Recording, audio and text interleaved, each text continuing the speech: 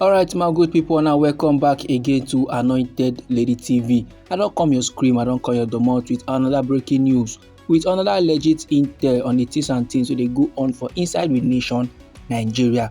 The cocoa now be say, Mr. Peter Obi will be the presidential candidate of the Labour Party for inside the 2023 election. He don't give accolade to the Nigerian National Petroleum Corporation will be NNPC for fulfilling their promise to revamp the old Port Harcourt refinery. And this particular refinery, my good people, it don't start production as of Tuesday, and it don't boost an installed production capacity of 60,000 barrels of crude oil per day. For one statement like that, where the NNPC then drop on Tuesday, they con the yarn say currently the Port Harcourt refinery they operate at 70% of its installed capacity, and plans dey ground to increase the percentage to 90. The refinery they produce straight run gasoline, which is very much blended into 1.4 million liters of premium motor spirits, what they call petrol, and they do all these levels on a daily basis. Additionally, the refinery they produce 900,000 liters of kerosene plus 1.5 million liters of automotive gas oil, maybe AGO, or we still call them diesel. And this they produce 2.1 million liters of low poor fuel oil, maybe LPFO, still on a daily basis. And the refinery still they also produce additional volumes of liquefied petroleum gas, maybe LPG. Don't be small matter like this, so my good people. According to reports with the ground about the matter, approximately 200 trucks are very much expected to load products on a daily from this particular refinery waiting for inside Port Harcourt. Now, reacting to the matter, reacting to the development, Oga Peter Obi can drop statement, and for this statement, he can congratulate NNPC on the achievement, and he said this very particular achievement is a very big step in the right direction, but however, he still raise concern over the need for transparency in the operations of the NNPC. According to Heintejan and good people, he said country people deserve clarity and they deserve accountability regarding the management of the vital oil resources of this our green white green country will be Nigeria. And clarity and accountability is very much important to make sure say the benefits of the increased refining capacity go touch every country person, and anything will come aside as gain, then use them to support the long-term development of our nation, so that last country people could still benefit. Now, if you ask me about this matter, I go tell you say the things and things where Oga Peter Obi yarn, all of them na legit. And the former governor of Anambra State, post there at all, he still welcome the revival of Kaduna State refinery. And on top of that matter, he con the yarn say it was promising and expected to boost productivity, improve transportation, and elevate economic burdens across the nation Nigeria. So my good people, how you see this matter? As the Port Harcourt refinery don't begin the function, with the hope say the price of fuel per litre it go reduce on a massive levels, because as country people now they buy fuel over 1,000 naira for 1 litre, it no make sense at all. You follow for wetin make country people they cry on a daily. You follow for the things and things where they make country people they see shege on a daily. Now, for those country people who they like criticize Oga Peter Obi of the Labour Party, they like talk say the man they always they point out the bad things where the federal government they do. Say Oga Peter Obi they like talk about the good things where the presidency, where this administration they achieve. Now, don't come aside though, they yarn about the things and things where the NNPC don't achieve under the administration of Oga President Bola Ahmed Tinubu.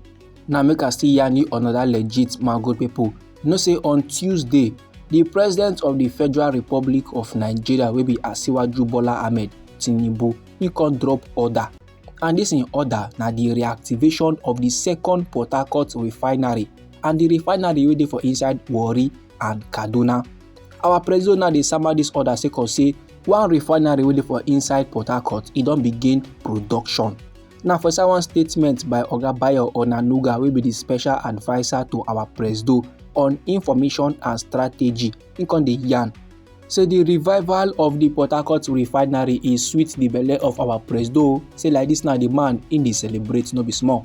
And Oga Bayo Onanuga constantly yarn say our president Bola Ahmed Tinubu don direct NNPCL so they sharply reactivate Warri and Kaduna refineries. no be small matter like this, so my good people. You know say if to say na so e easy, if I just good make they activate all of them dey go so that things go marama for the general public. And the koko no end there, my good people. Oga Bayo Onanuga still dey yarn say our President Bola Ahmed Tinubu he can last dey give accolade to the leadership of NNPC Limited Group, their chief executive officer wey be Mr. Mele Kyari. He said the man unwavering dedication and commitment was very much instrumental in overcoming the challenges to achieve this milestone. And with the successful revival of Port Harcourt Refinery, our President Bola Ahmed Tinubu dey urge NNPC Limited to make dem expedite the scheduled reactivation of both the second Port Harcourt Refinery and the Warri and Kaduna refineries also. And if last all the refineries come begin to function for inside this our nation Nigeria, he said the thing go significantly enhance domestic production capacity, and it go come make this our green country wey be Nigeria become a major energy hub. And no be only Oga Mele Kyari na our president give accolade sake of the refinery wey don dey work so for inside Port Harcourt o. Our president still acknowledge the crucial role wey the former president of the nation Nigeria Muhammadu Buhari play in initiating the comprehensive rehabilitation of the refineries wey dey for inside this our green country wey be Nigeria.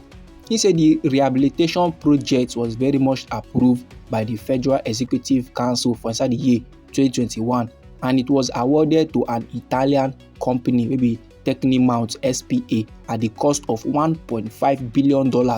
Our president wey be Bola Ahmed Tinubu also expressed gratitude. He also give thanks to the African Export and Import Bank for their confidence in financing the project. Now it go good make everybody still give thanks to those people now wey dey involved, those people now wey do the major, those people now wey do the needful, those people wey do the things to make sure say the Port Harcourt Refinery begin the work. As the Port Harcourt Refinery dey work now, and hope dey ground say other refineries they go follow the work too, plus the Dangote Refinery. Soon fuel price go come down on a massive levels, and all of us know very well say as soon as fuel price just come down, transportation price too e go reduce, and as soon as transportation price come reduce, food price go come follow reduce for inside we nation. And as food price come reduce, country people now go come fit afford the normal square meal wey go fit sustain them on a daily. This my good people na the information I wan share give the general public. Anyhow the thing be you for body, feel free make you drop am inside our comment section. Now we be Anointed Lady TV. Now they give una legit intel on the things wey dey go on for inside this our nation Nigeria. So if you like this update and you would like to receive more, try make you subscribe to this channel and try make you put on the notification bell so that as they bring the news they come, now you go first receive the update and you go even get them sharp. And they come inside again with another legit intel for you, my good people. Abeg, no go anywhere.